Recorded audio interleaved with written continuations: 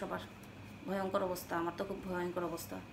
যা হোক, আজকে আবার আমি চলে আসছি একটা নতুন বই নিয়ে। বইটার নাম হচ্ছে গিয়ে 2.25 বাই তাহমিনা জামান কল্পনা। নতুন থ্রিলার, কি বলা যায় এটাকে, টাইট ইম্প্যাক্ট, অল্প ভাষায় মেদহীন টানটান একটা থ্রিলার। বইটা আমি পড়েছিলাম জানুয়ারিতে, তখন আমি ইউটিউব ভিডিও ছাড়া শুরু করিনি। আমি যখন ভিডিও ছাড়া শুরু করলাম তখন আমার মনে হলো যে এই বইটা, যেহেতু নতুন লেখিকাও, এই বইটা আমার রিভিউ ডিজার্ভ করে। বইটার লেখন শৈলীটা বেশ ইন্টারেস্টিং এই অর্থে যে অনেকেরই একটা খারাপ অভ্যাস আছে যে থ্রিলারের মধ্যে এই দিক ওদিকের কথা ভেবে গল্পের মেদটা বাড়িয়ে দেয়, যদি সেটা থ্রিলার হয়। আর থ্রিলার যদি না হয়, আর সবসময় থ্রিলার খুঁজতে চাই আমরা সব গল্পের মধ্যে, সেটাও কিন্তু ঠিক নয়। ঠিক আছে, তো আমি যেমন সব গল্প কিন্তু থ্রিলার লিখি না। প্রথম গল্পের মধ্যে একটা অংশ থ্রিলার ছিল, অন্য অংশ থ্রিলার ছিল না। ওটা একটা মিক্স কমপ্লেক্স সাবজেক্টের ছিল।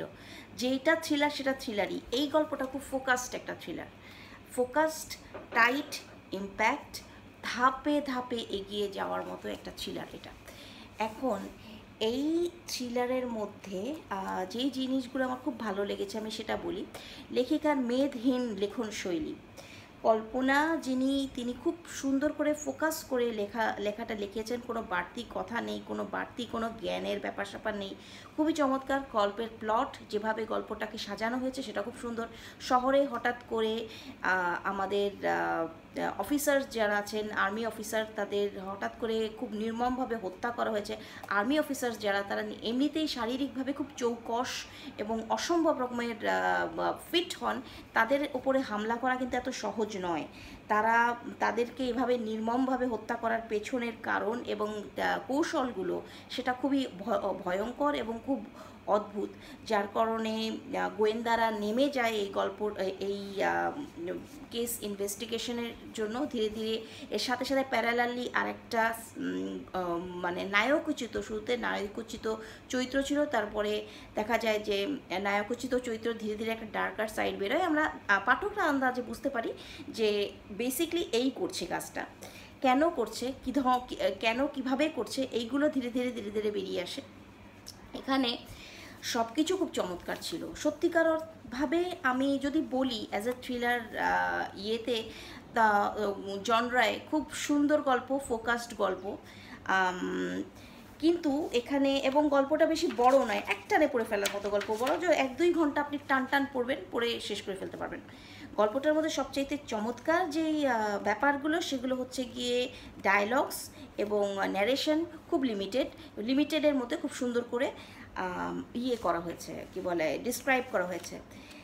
প্রবলেম যেটা, সেটা হচ্ছে গল্পের মেইন মোটিভটা। অর্থাৎ আমি আমার ফ্রাস্ট্রেশন বের করার জন্য, আমি ফেল হলাম আর সে সফল হলো, এই ফ্রাস্ট্রেশন আমার এবং আমার ফ্যামিলির মধ্যে এতটুকু ইম্প্যাক্ট পড়ে গেল যে আমি আমার ফ্রাস্ট্রেশনটা বের করার জন্য কি করলাম, ওই ব্যাচের যতগুলো যারা সফল সবাইকে আমি শেষ করে দিব। একটা ব্যাচে কতগুলো আর্মি কমিশন আছে, অফিসার আছে, আমি কাদের মারবো। আমার একটা আন্দাজ ছিল হয়তো বা বুলিংয়ের ব্যাপার আছে পারে, হয়তো বা এদের আমি টার্গেট করবো, তো এদের টার্গেট করবো, যে হতে পারে ওরা আমাকে বুলি করছে, বা হতে পারে যে বডি শেমিংয়ের ব্যাপার স্যাপার থাকতে পারে। এমন কিছুই নয়। প্রবলেম হচ্ছে গিয়ে ওরা কেন সফল আর আমি কেন বিফল, আর এটার জন্য আই বিকাম আ সাইকোপ্যাথ। এবং আমার কোনো নেই, আমি চোখ বন্ধ করে ব্রাশ ফায়ারিংয়ের মতো আমি সবাই যাকে পাইতেছি তারা ধরে মারতেছি।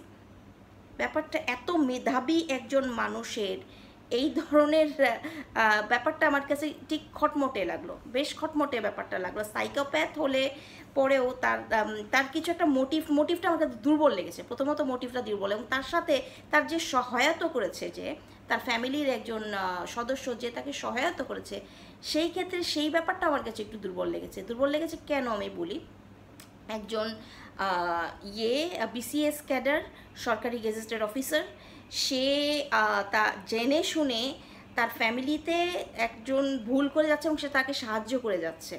পুরো ব্যাপারটাই কতটুকু লজিকলেস, ঠিক আছে, এমন যদি হতো যে হ্যাঁ একটা রিভেঞ্জ মার্ডার মিস্ট্রি, যে আমি রিভেঞ্জ নিচ্ছি তো পার্টিকুলার একটা মোটিভে নিচ্ছি এবং পার্টিকুলার একটা ফোকাস করে নিচ্ছি যে ওকে ওকে আমি শেষ করে দিব, কিন্তু এটার মধ্যে কোনো এই ধরনের ব্যাপারটা নাই। এইখানে যে ফোকাসটা সরে গেছে গল্পের। এখন একটা দুর্বল মোটিভের একটা থ্রিলার হয় এমন যে অনেক দুর্বল রাইটিং হলেও তার মার্ডার মিস্ট্রির পেছনে যে মোটিভটা সেটা এত স্ট্রং থাকে যে থ্রিলারটা উঠে যায়। আমি বলবো যে গল্পটা খুব ভালোভাবে ওয়েল রিটেন, খুব সুন্দর করে লেখা হয়েছে, খুব সুন্দর করে মানে পড়তে খুব ভালো লাগবে। শেষের দিকে গিয়ে যে কারণগুলো ব্যাখ্যা করা হয়েছে সেটার ক্ষেত্রে আমি বলবো যে একটু মানে উইক হয়ে গেছে, ওই ক্ষেত্রে একটু উইক হয়ে গেছে। আর একটু ভালো স্ট্রংলি লিখলে ভালো হতো। আর আর্মি সিলেকশন কমিটি যারা বেসিক্যালি অফিসারদের বাছাই করে, সারা দেশ থেকে হাজার হাজার অফিসাররা আসেন ওখানে এবং কমিশন হয় প্রতি বছর বছর, হাজার লক্ষ লক্ষ, বেসিক্যালি হাজার হাজার না, লক্ষ লক্ষ, তারা এই বইটা পড়লে কিন্তু যাই হোক, এটা যদিও ফিকশন, এটাকে তারা সেভাবেই পড়বেন নিশ্চয়ই, আমি আশা করি। কিন্তু বইটা ভালো, বইটাতে থ্রিলারটা কীভাবে লিখতে হয়, থ্রিলারটা কতটুকু ফোকাস করে লিখতে হয়, কারণ আমি শিওর যে এই লেখক আরও ভালো লিখবেন, আরও অনেক চমৎকার লেখা লিখবেন উনি, আরও সুন্দর সুন্দর লেখা লিখবেন। এবং আমি বলবো যে এরপরে আর কিছুই না, ক্লাইম্যাক্সে যে মোটিভটা আপনি ডিসক্রাইব করবেন যে কারণটা কেন হচ্ছিল, সে কারণটাকে আপনি আরও একটু যুক্তিশীল আর একটু স্ট্রং করবেন এবং সেটাকে অ্যানালাইসিস করবেন যে সেটা যথেষ্ট যুক্তিসঙ্গত কিনা, এটাই। আর কিন্তু কোনো ইয়ে নেই এখানে, খুব সুন্দর একটা থ্রিলার হয়েছে, পড়তে পারেন। এটা হচ্ছে রেনেসা প্রকাশনী, যদিও নাম শুনি নাই, প্রচ্ছদটা ভালো লেগেছে, ভালো হয়েছে, সুন্দর থ্রিলার।